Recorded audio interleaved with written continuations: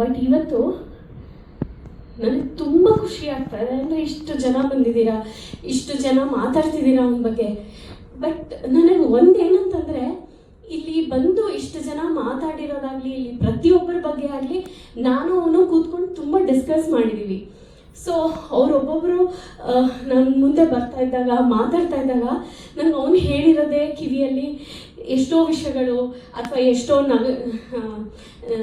ಅಂದರೆ ಖುಷಿಯಾಗಿ ಕಳೆದಿರೋವಂಥ ಟೈಮು ಏನೇನೋ ನಾಪ್ಕ ಬರ್ತಾನೇ ಇರುತ್ತೆ.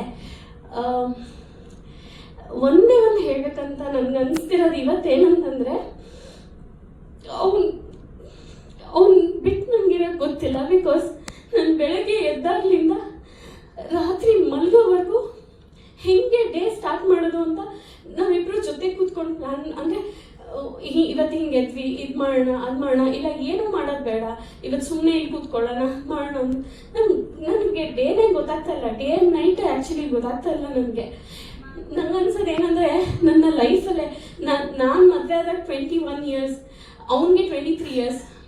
ಆವಾಗಿಂದ ಇವಾಗಿನವರೆಗೂ ನಾನು ಅವನು ಯಾವಾಗಲೂ ಮಾತಾಡ್ಕೊತಾ ಇದ್ವಿ, ಜೊತೆಲೇ ಬೆಳ್ಕೊಂಬಂದಿದ್ದೀವಿ, ಜೊತೆಲೇ ಇದ್ದೀವಿ, ಎಲ್ಲ ಜೊತೆಲೇ ಮಾಡಿದ್ದೀವಿ.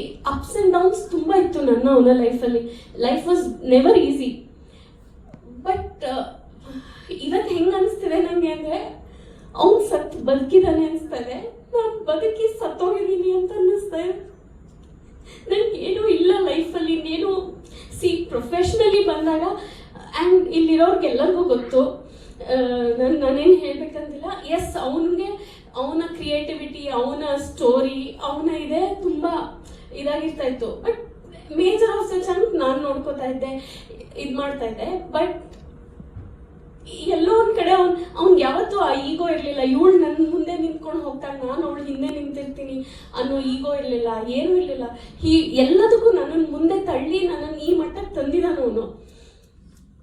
ಗೊತ್ತಿಲ್ಲ, ನನಗೆ ಬೇರೆದೇನೂ ಬೇಜಾರಿಲ್ಲ. ಅವ್ನು ನನ್ನ ಜೊತೆ ಇಲ್ವಲ್ಲ ಅನ್ನೋದು ನನಗೆ ಗೊತ್ತಾಗ್ತಾ ಇಲ್ಲ. I don't know how I am going to deal with this. ಗೊತ್ತಾಗ್ತಾ ಇಲ್ಲ, ಇನ್ನೂ ಗೊತ್ತಾಗ್ತಾ ಇಲ್ಲ ನನಗೆ. ಒಂದೇ ಒಂದು ಖುಷಿ ವಿಷಯ ಏನಂತಂದರೆ, ನಮ್ಮ ಪ್ರೊಡ್ಯೂಸರ್ಸ್ ಅಸೋಸಿಯೇಷನ್ ನಾವೇನು ಫಾರ್ಮ್ ಮಾಡ್ಕೊಂಡಿದ್ದೀವಿ, ಪ್ರತಿಯೊಬ್ಬರು ನನ್ನನ್ನು ಅವ್ರ ತಂಗಿ ಥರ ನೋಡಿಕೊಂಡು ಒಂದೊಂದು ನಿಮಿಷನೂ ನನಗೆ ಕಾಲ್ ಮಾಡಿ, ಹೆಂಗಿದ್ದೀರಾ, ಏನು ಮಾಡ್ತಿದ್ದೀರಾ, ಬಾಯಿ ತುಂಬ ವಿದ್ಯಮ್ಮ ಅಂತ ಕರೆಯೋದನ್ನ. ಅವ್ನು ಇರೋವಾಗಲೂ ಅಷ್ಟೇ, ಎಲ್ಲರೂ ನನಗೆ ಫೋನ್ ಮಾಡ್ತಾಯಿದ್ರೆ, ನಿನಗೆ ನೋಡಿ ಎಷ್ಟು ಜನ ಇದ್ದಾರೆ ಅಂತ ಯಾವಾಗಲೂ ಹೇಳೋನು. ಸೊ ಇವರೆಲ್ಲ ನನ್ನನ್ನು ಹಾಗೆ ನೋಡ್ಕೊಂಡಿದ್ದಾರೆ. ಥ್ಯಾಂಕ್ ಯು ಸೋ ಮಚ್ ಎಲ್ಲರಿಗೂ ತುಂಬ ಥ್ಯಾಂಕ್ಸ್. ಅಂದರೆ ಅವನ ಬಗ್ಗೆ ಅಷ್ಟೊಂದು ವಿಷಯಗಳನ್ನ ಹಂಚ್ಕೊಂಡಿದ್ದೀರಾ, ಮಾಡಿದ್ದೀರಾ, ತುಂಬ ಥ್ಯಾಂಕ್ಸ್. ಬಟ್ ಎಲ್ಲೊಂದು ಕಡೆ ನಮಗೆಲ್ಲರಿಗೂ ಬೇಜಾರಿದೆ. ಆ ಬೇಜಾರು ಹೆಂಗೆ ಅಂತ ನನಗೂ ಗೊತ್ತಿಲ್ಲ. ಆ್ಯಂಡ್ ಒಂದೇ ಒಂದು ವಿಷಯ ಹೇಳಬೇಕು, ವ್ಯಾಸರು ನಾವು ತುಂಬ ನಮ್ಮ ಮನೆಯಲ್ಲಿ ಇದು ಮಾಡ್ತಾ ಇದ್ವಿ, ಏನೋ ಕರೋಕೆ ಹಾಡಂದರೆ ಅವನಿಗೆ ತುಂಬ ಇಷ್ಟ. ಯಾರು ಬರಲಿ ಯಾರು ಬಿಡಲಿ ಬರೀ ಹಾಡು. ಅದೊಂದು ಬಾಕ್ಸ್ ಇದೆ, ಕರೋಕೆ ಬಾಕ್ಸ್ ಇದೆ. ಅದೇನಾಗಿದೆ, ಒಂದು ಸ್ವಲ್ಪ ದಿನ ಆದಮೇಲೆ ಮನೆಯಲ್ಲಿ ನಮ್ಮ ಮನೇಲಿ CCTV ಫುಟೇಜಸ್ ಇದೆ, ಅದನ್ನೆಲ್ಲ ನಾನು ತೆಗೆಸಿದ್ದೀನಿ. ಇವಾಗ ತೆಗೆಸ್ತಾ ನೋಡ್ತಾ ಇದ್ರೆ ಅವನು ಮೇಜರ್ ಆಫ್ ದ ಇದು ಆಕ್ಟಿವಿಟಿ ಮಾಡಿರೋದೇನಂದ್ರೆ, ಅವ್ನು ಕರೋಕೆ ಬಾಕ್ಸ್ನ ಈ ಕಡೆ ಇಲ್ಲಿ ಮೇಲಿಂದ ಕೆಳಗೆ ರೂಮಿಗೆ ಶಿಫ್ಟ್ ಮಾಡೋದು, ಕೆಳಗಿಂದ ಮೇಲ್ ರೂಮಿಗೆ ಶಿಫ್ಟ್ ಮಾಡೋದು. So I wish if he can fulfil his dream. ಅಂದರೆ ಅವ್ನ ಡ್ರೀಮ್ ಇದ್ದಿದ್ದು ಅವನೊಂದು ಸಿಂಗರ್ ಆಗಬೇಕು, ಮತ್ತು ಅವನೊಂದು ಇನ್ಸ್ಟ್ರೂಮೆಂಟ್ ಕಲಿಬೇಕಿತ್ತು ಅನ್ನೋದು ಅವನದೊಂದು ಡ್ರೀಮ್ ಇತ್ತು. Maybe in his next life ಅವನದು ಮಾಡ್ಕೋತಾನೆ ಅನಿಸುತ್ತೆ. But Dilip, I love you very much.